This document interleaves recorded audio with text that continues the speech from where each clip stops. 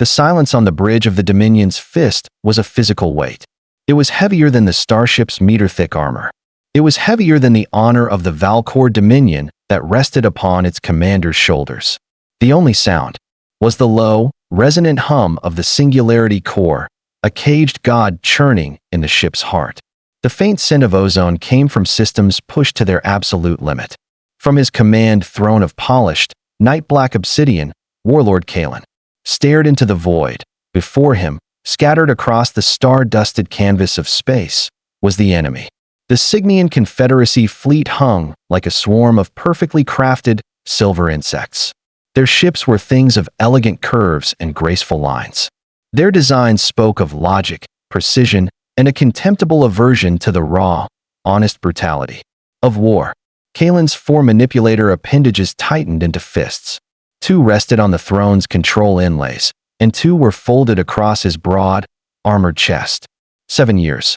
For 7 years, these creatures and their infuriatingly precise tactics had held the Dominion in a bloody stalemate that Kalen's gaze drifted past the enemy fleet. He looked down to the marbled blue and white sphere that was the source of all this death, Eridani 3. It was a world of no intrinsic value. Its atmosphere was thin. Its resources were unremarkable. Yet, it held the key to everything. Down there, rising from a desolate plateau like a shard of frozen night, was the reason for this entire war. The Silent Spire. His people had no other name for it. It was a monolith of unknown origin and impossible geometry that had slumbered for eons. A Dominion survey team had awakened it. It did not speak. It did not act. But it radiated a power that resonated with the deepest tenets of Valkor faith. The Seers claimed it was a weapon left by the first gods, a key to unlock their race's true destiny. To control the Spire was to ensure the Dominion's supremacy for 10,000 generations. And so they fought. They had thrown legions and armadas at this system. They bled their strength against the Cygnians who saw the Spire not as a holy relic, but as a dangerous equation they desperately wanted to solve and contain. All fleets report battle readiness, Warlord. A voice, crisp and formal, cut through the silence. It was Subcommander Vorn, his own carapace still glossy with the sheen of youth. His eyes held the unwavering fire of one who had never known a time of peace. Weapon systems are at 100%. Shields are stabilized at maximum projection. Kalen's multifaceted eyes shifted from the planet to his young officer. He saw the faith in Vorn's posture. He saw the absolute belief that their cause was just and their victory preordained. Kalen had felt that fire once. Now all he felt was the crushing gravity of command. He remembered the faces of the first wave of warriors he had led into this system. Those faces were now long turned to dust. He thought of the generations of young Valkor who had been hatched, trained, and sent to die here, all for a silent monolith on a worthless world. The war had lost its glory years ago. Now, it was simply a grim, grinding necessity. Victory was the only way to honor the dead. It was the only way to make their sacrifice matter. Signal the fleet. Kalen's voice was a low growl, the sound of stones grinding together. Advance, formation obelisk. Maintain discipline. No ship breaks formation until my command. By your will, Warlord. Vorn replied, his claws flying across his console. Across the bridge, lights shifted from amber to a blood-red combat status. A low, guttural klaxon echoed once, a sound of imminent violence. Kalen felt the deck beneath him vibrate as the Dominion's fist began its slow, inexorable push forward. The great ships of the Valkor Dominion moved as one. They were a wall of gray, brutalist metal and raw power. A fist closing around the elegant silver insects and the prize that lay sleeping below. The silence was over. Now came the storm. On the bridge of the Cygnian command ship Logic's Edge, war was not a storm. It was a mathematical problem awaiting a solution. The space was a brightly lit, sterile white dome. Information flowed not through shouted commands, but as silent streams of light across vast, holographic displays. There was no scent of ozone, only the clean, recycled air of a perfectly balanced system. Here, chaos was the enemy, and order was the only weapon that mattered. Matriarch Lyra stood motionless at the center of the dome. Her slender, elongated form was a stark contrast to the Valkor warlord's brutish frame. Her species did not communicate with crude vibrations of air. They used precise, intricate shifts in the bioluminescent patterns that shimmered across their skin. At this moment, she was a serene, deep sapphire blue. It was the color of calm, focused calculation. Before her, the Valkor Dominion fleet advanced. It was a lumbering, asymmetrical mass of dark metal. Lyra observed their approach not as a warrior, but as a grandmaster observing an opponent's flawed opening move. Their formation, the so-called obelisk, was a testament to their simplistic, honor-driven minds. It was powerful, yes, but it was also predictable. It was a single, glaring variable in an otherwise elegant equation. For 7 years, she had studied them, mapped their tendencies, and predicted their responses. Today, she felt, the final proof would be written. Like Kalen, Lyra's attention was drawn to the planet, Eridani 3. She saw the silent spire not as a gift from non-existent gods, but as what it truly was. It was the most significant repository of knowledge ever discovered. It was a lockbox of concepts and technologies that could rewrite the fundamental laws of the galaxy. The thought of that power in the hands of the Valkor was a logical absurdity. They were a species that solved disagreements with ritualistic combat and saw compromise as a mortal weakness. It was a catastrophic outcome that had to be prevented, at any cost. Preventing the Valkor from obtaining that knowledge was not an act of war. It was an act of cosmic sanitation that a junior analyst glided to her side, its own skin a pale, deferential lilac. A small holoscreen projected from its wrist, displaying the Valkor fleet's trajectory and projected energy spikes. It offered no words, merely the data. Lyra's patterns shifted. A ripple of emerald green, the color of confirmation, flowed down her arms. Variable acknowledged. Proceed with subroutine gamma. 7. The analyst bowed its head and glided away. Moments later, a third of the Cygnian fleet, the fast-moving skirmisher division, peeled away from the main formation. They moved with a fluid, coordinated grace. Their engines left faint ion trails as they prepared to flank the lumbering Dominion wall of ships. It was a classic feint, a maneuver Kalen would expect and counter. And in his predictable counter, he would expose the vulnerability she had been waiting 7 years to exploit. Her own fleet was a scalpel, designed to sever muscle and nerve with minimal effort. The Valkor fleet was a club, designed to crush bone. The club was stronger, but the scalpel was smarter. The hulking shapes of the Dominion's fist and its escorts grew larger in the view screen. A new pattern began to form on Matriarch Lyra's skin. It was a complex, pulsing pattern of violet and silver, a color her crew had not seen since the war's beginning. It was the color of absolute certainty. The final variable was in place. The equation was balanced. She watched the enemy advance. A predictable force moving toward a predictable doom.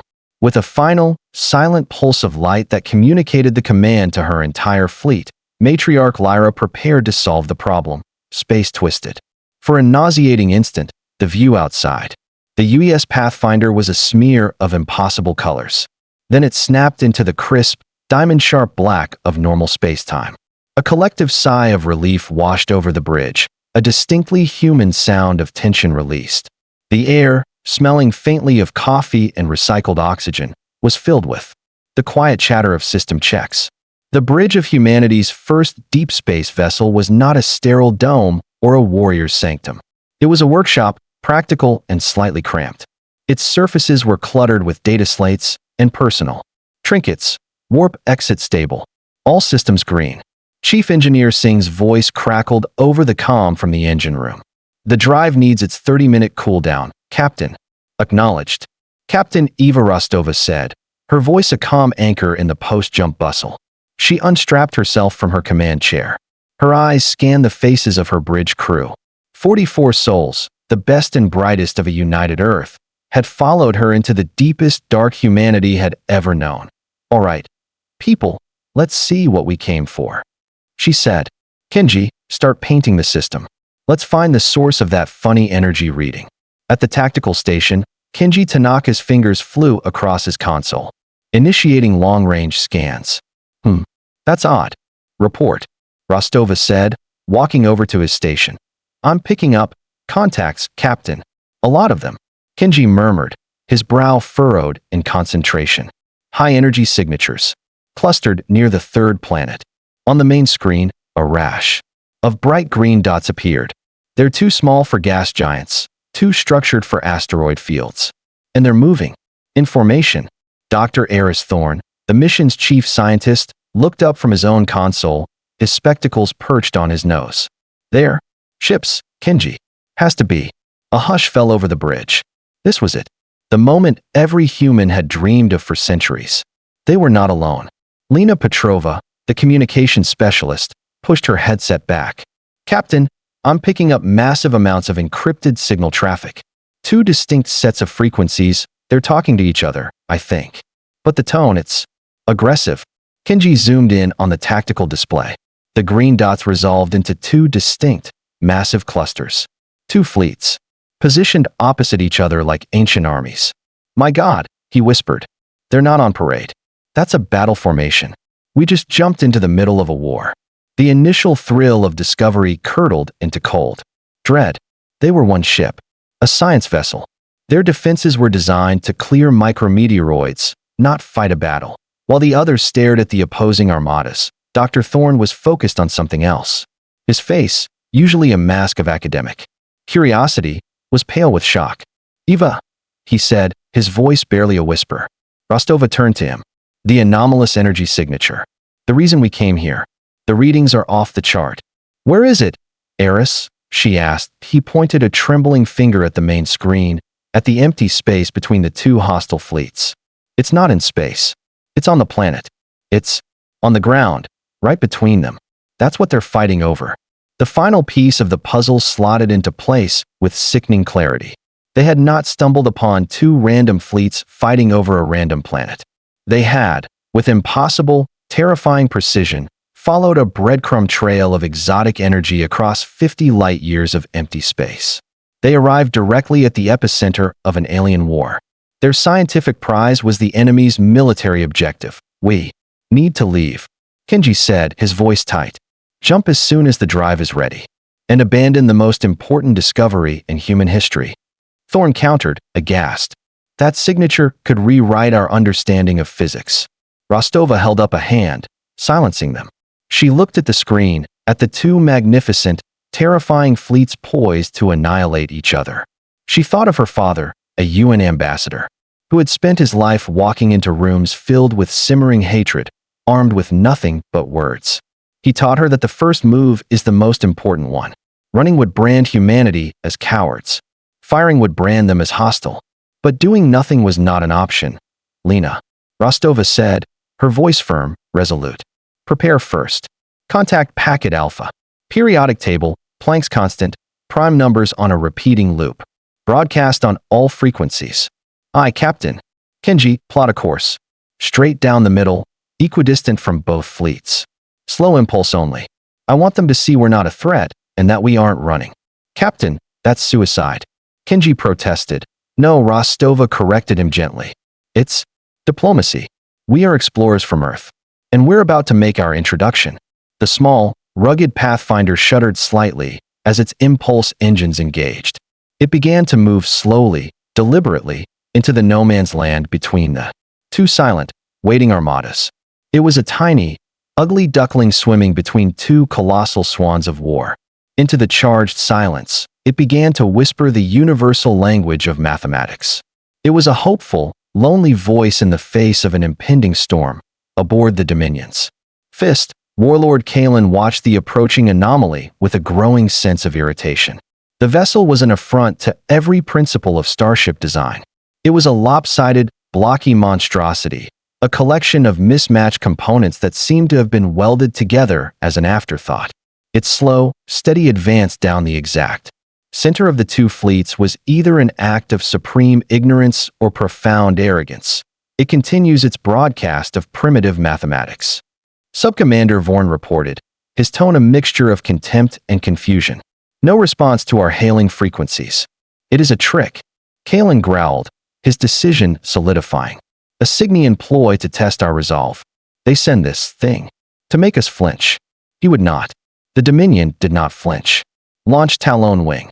Instruct them to execute a disabling strike. Cripple its engines, Sever its communications. I want it silenced and adrift. Let us see how the Signians react when their pet project is leashed. On the logic's edge, Matriarch Lyra observed the same crude vessel and felt a flicker of something akin to annoyance.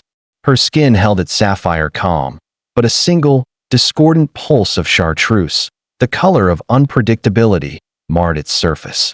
This new variable was illogical. It served no tactical purpose, and its presence threatened to contaminate her carefully constructed equation. When the Valkor fighters detached from the main fleet, she was not surprised. Predictable. The brutes always chose force when faced with a question they could not answer. She watched with detached curiosity, ready to analyze the outcome. The 6 fighters of Talon Wing streaked across the void. Their sleek, predator-proud ships cut through space like thrown daggers. Flight leader Kthar, a veteran of 100 engagements, settled into his cockpit's command interface. He ran a diagnostic on his primary weapon, the Type 12 Energy Lance. It was an elegant tool, requiring immense skill to wield effectively. A single, perfectly aimed shot could pierce a capital ship's shield at a specific harmonic, disabling it with surgical precision that he eyed the target. The blocky ship was a pathetic sight. It had no visible weapon emplacements, no shield shimmer, no grace. All talons form echelon. Kthar broadcast to his wing. We will sever their primary drive cone on our first pass. Make it clean. The warlord wants to see them squirm. On the bridge of the Pathfinder, the mood had grown frigid. 6 hostiles breaking formation, Captain. Kenji Tanaka announced, his voice strained. They're accelerating. They match Valkor fighter profiles. They are not responding to hails. Weapons-grade energy signatures detected. Dr. Thorne added, his scientific curiosity now replaced with alarm. Rostova stared at the 6 approaching fighters. She had offered the olive branch. It had been slapped aside. Her duty now was to the 44 souls aboard her ship. Kenji, she said, her voice betraying no emotion. You have authorization to use the point defense cannons. Fire to warn. If they engage, fire to disable. I want them to know we can bite back, but I don't want to start an interstellar war on our first day. Aye, Captain, Kenji said, his knuckles white as he gripped his controls. Kthar lined up his shot. Talons, engage on my mark. 6 energy lances charged, thin lines of pure, white-hot power. Mark, 18 beams of coherent energy, enough to cripple a shielded cruiser, shot across the darkness. But just as they fired, the human ship bloomed. It didn't fire a laser. It didn't launch a missile. Its hull erupted. Dozens of small ports snapped open along its surface, and from them vomited a dense, impossibly fast cloud of physical matter. The Valkor pilots. It was a sudden, deafening roar that vibrated through their hulls. It was the sound of a hailstorm on a metal roof amplified 1,000 times. Kthar's eyes widened in shock. His targeting computer, designed to track energy signatures, went haywire. It was unable to process the thousands of individual kinetic projectiles. His shields, tuned to dissipate a single, massive energy impact, were sandblasted by a relentless barrage of tiny, hypervelocity tungsten slugs. The shield integrity alarm screamed a piercing wail he had never heard before. It went from 100% to 0 in less than a second. Then came the impacts. His ship screamed as its armored nose was shredded into metallic confetti. A slug punched through the port wing, causing a violent, uncontrolled roll. Through his forward view, he saw Talon 3 simply vanish. Its reactor was hit dead on, blossoming into a momentary, silent flower of fire. Talon 5, its cockpit breached by a dozen projectiles, tumbled away into the dark. Its pilot's life was extinguished. Before he could even register his own death, panic, a foreign and hated emotion, seized Kthar. Scatter. Evasive maneuvers. What is this madness? He shrieked over the comm. His elegant energy lance was useless against this storm of metal. It was like trying to stop a tidal wave with a needle. It wasn't warfare. It was pest. Control, and they were the pests. He wrenched his controls, his ship barely responding as another volley tore into its engines. Warning lights flashed across his entire console. Retreat. All surviving Talons, retreat. He bellowed, dragging his crippled fighter into a desperate, limping turn back toward the safety of the Dominion fleet. On the bridge of the Dominion's fist, There was absolute silence. Warlord Kalen stared at the tactical display. Two of his elite fighters were now red icons of destruction. Two more were flashing symbols of critical damage. He had watched the primitive ship unleash a weapon of such wasteful, chaotic, and utterly terrifying effectiveness that his warrior's mind struggled to comprehend it. Across the void, on the bridge of the logic's edge, the sapphire blue of matriarch Lyra's skin was now flickering wildly. It was shot through with strobing pulses of discordant yellow. Her perfect equation had not just been flawed. It had been scribbled over by a madman. The illogical variable had introduced a form of violence so crude, so beneath contempt, yet so brutally effective that it defied all her models. The two great armadas, poised for a battle 7 years in the making, remained motionless. All attention was now fixed on the small, ugly human ship that had just demonstrated it fought by no rules they had ever known. "Channel is open, Captain. All 3 ways," Lena Petrova announced, her voice hushed. The main viewscreen split into 3 sections.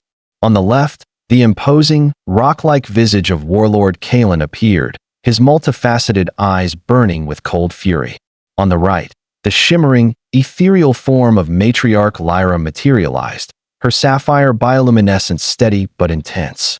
In the center was Eva Rostova, looking small and fragile by comparison, a soft-skinned mammal facing down gods of war.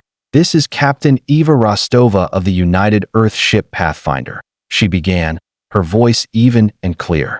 "I wish to apologize for the hostile engagement. My crew acted only to defend themselves. We are explorers, and we come in peace." It was Kalen who spoke first, his voice a low growl amplified by the translator. "Peace? You trespass in a Dominion war zone, ignore our hails, and then unleash that." He gestured with a claw, clearly at a loss for a word to describe their point defense system. "Explain yourselves." Now, before Rostova could answer, Lyra's synthesized voice joined in, smooth and analytical. "Your apology is noted, Captain. Your methods, however, are inefficient. A wasteful expenditure of mass and energy. Yet effective. We wish to understand the logic behind your design." Rostova knew this was the critical moment. "We are a unified mission from the planet Earth," she said. "Our purpose here was to investigate a unique energy signature we detected in your system. We believed it to be uninhabited." This gave the alien commanders pause. Kalen's eyes narrowed. "You came for the spire?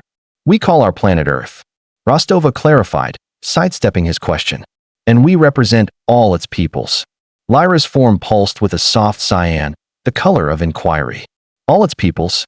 Your vessel is crewed by more than one political entity, in a manner of speaking," Rostova said carefully. "Earth is comprised of nearly 200 different nation-states, but we explore space as one." The reaction was immediate. Kalen let out a short, guttural sound that the translator rendered as a laugh of contempt. 200 leaders on one world? Your species must be riddled with weakness, paralyzed by endless debate. Lyra's patterns shifted. The logic of her own mind struggled with the concept. The logistical inefficiency of such a system is staggering. Consensus would be statistically improbable. How are planetary-level disputes resolved? Here it was. The precipice. Rostova chose her words with the care of a bomb disposal expert. "We have systems of diplomacy and law, but when those fail, we sometimes have conflicts." "Conflicts," Lyra repeated, the synthesized voice flat. "Please define the parameters of this term.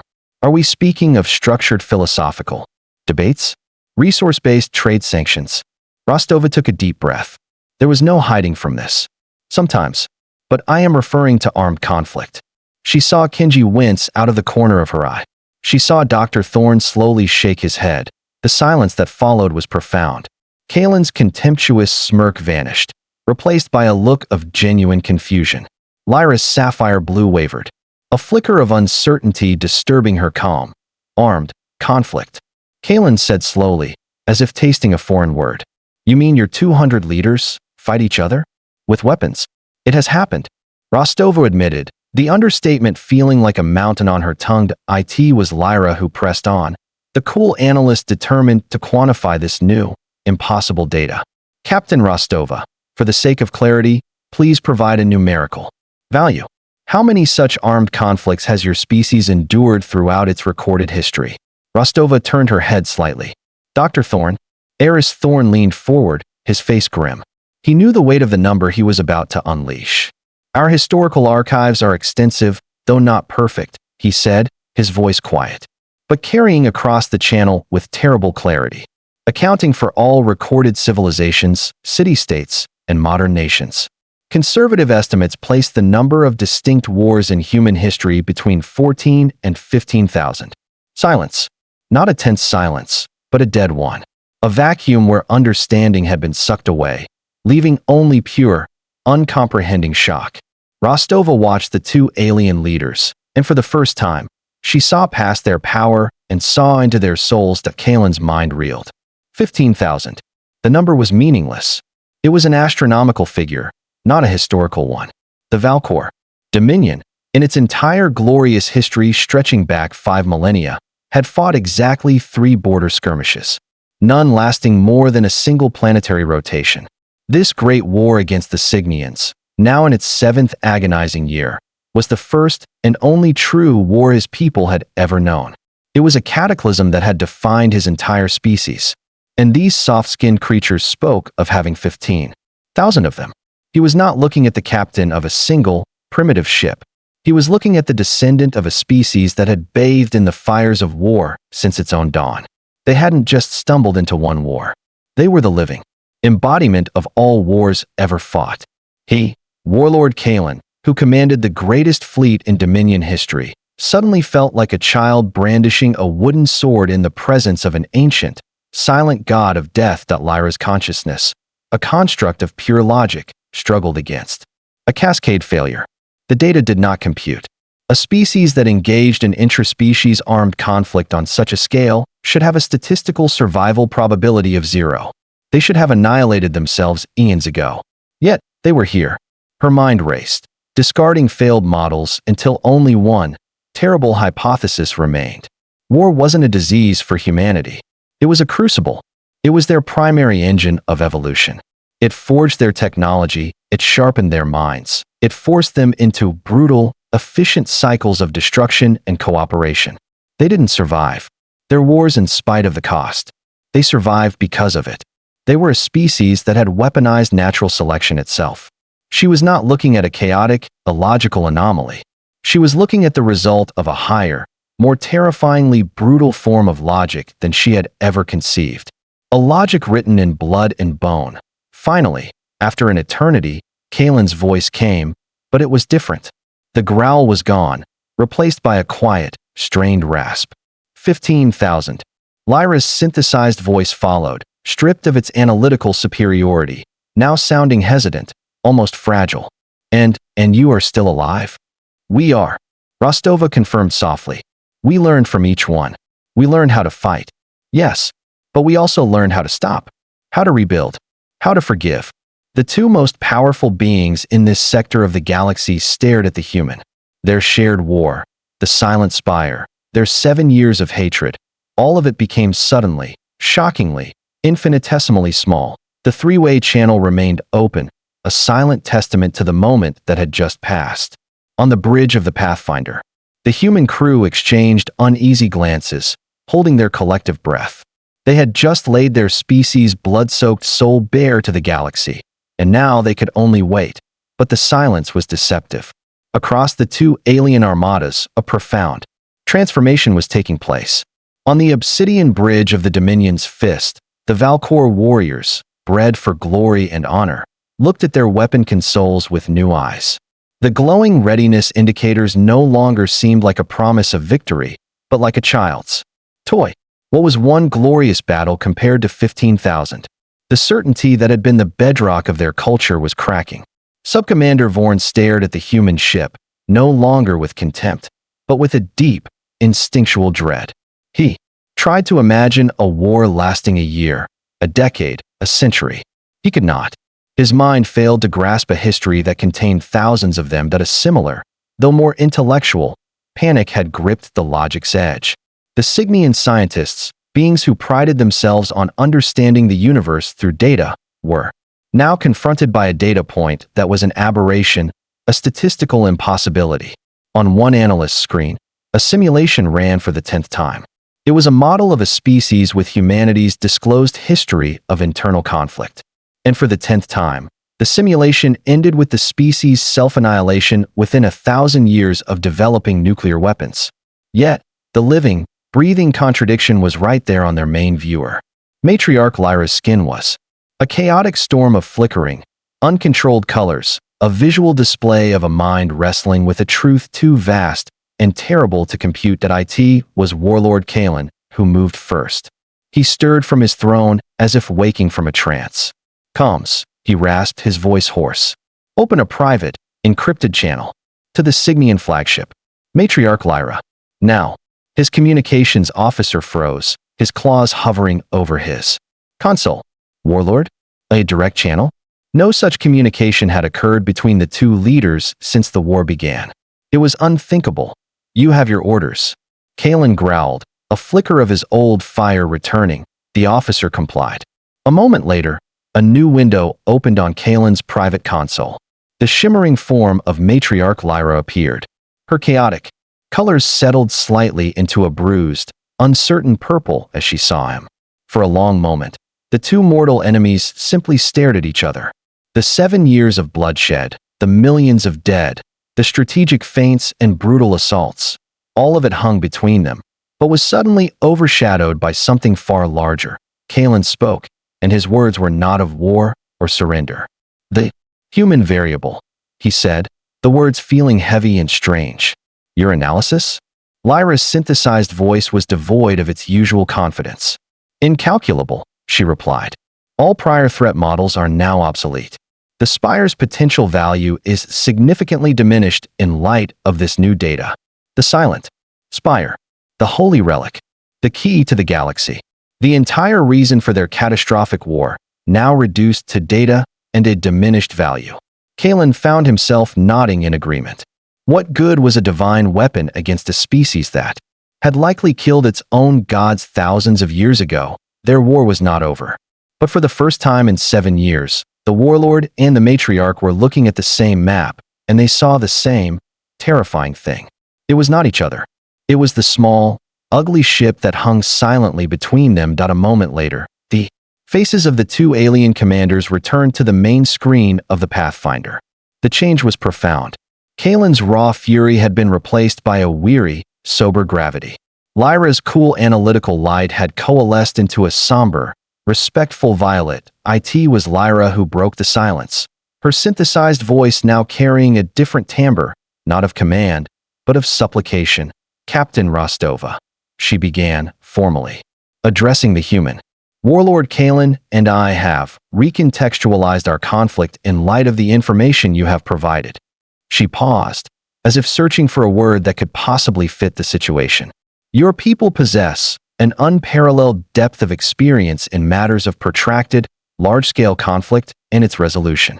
An experience we are terrifyingly naive of." On his screen, Warlord Kalen gave a single, slow, deliberate nod. It was the gesture of a proud king conceding to a power far greater than his own. Lyra continued, "Therefore, we ask for your assistance.